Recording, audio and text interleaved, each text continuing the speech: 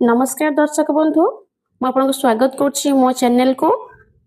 आज आम बनइबा इलिश माछर झोल केमती कौन बनइबा चलतु प्रोसेस को जीवा। माछ को आनी प्रथमे काटी देकी ताको भल भाव में धोईदबा गोटे जगार रखा एंड ताको गोटे हलदी टिके पकेकी ताको भल भाव में गलेदबा लुण पकेबा ना कहीं माछ लुणिया अटे। तापर गोटे कड़ाई बसैबा कड़ाई गरम हवा दबा तापर तेल देबा सोरिष तेल मुझे देछि तापर से माछ को मुझे छाड़ीदेवी ये घोड़े कहीं माछ तेल छिटका मार देखो तो मुझे सब माछ को रेडी कर देछि। अदा रसुण पियाज पेस्ट नहीं से तेल ही मो अदा रसुण पियाज पेस्ट को पकेली आको कषापी देली से समय मुझे रेडी करदेली 2टा टमाटो तापर देदेली टिके हलदी टिके लुण जस्ट टिके लुण देछि आपण देखि पारना तापर मुझे देदेली से किछि लंका गुंड आ टिके पानी देथिली पानी देकी ताको टिके भल भाव में गोले देली गोले सारा देखिए मसला आमर कषा हो जाए कि नहीं देखा मसला कषि जापर मुझे देदेली से टमाटो आ भीतर थी मसला ताको भल भाव में टिके गोले देबे गोले सारापर ताको ढांकी देबे कहीं सीझापी टिके टाइम लगे टमाटो को सीझी सारा देखिए सीझी सारा साइड तेल जो आमर तेल जो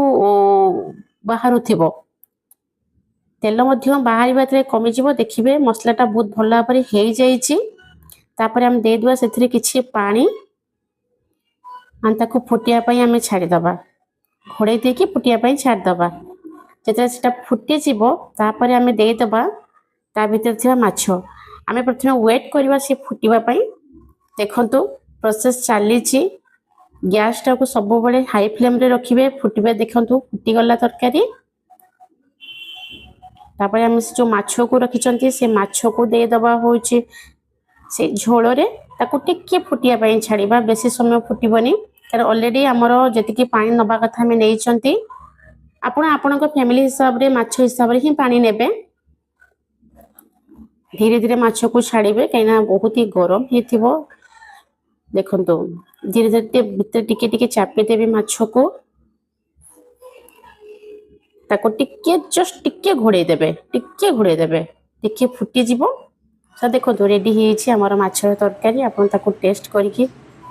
कहबे केमते लागुच आपन तैयारी करके टेस्ट करिवे कहबेनी कि तब तो तैयारी कला हम केमते टेस्ट करिवो आपन तैयारी करके टेस्ट करंतु पूरा सिंपल गाँ स्टाइल ही झोल करा है बहुत ही tasty yummy. Thank you please subscribe करंतु भूलिबेनी। Thank you.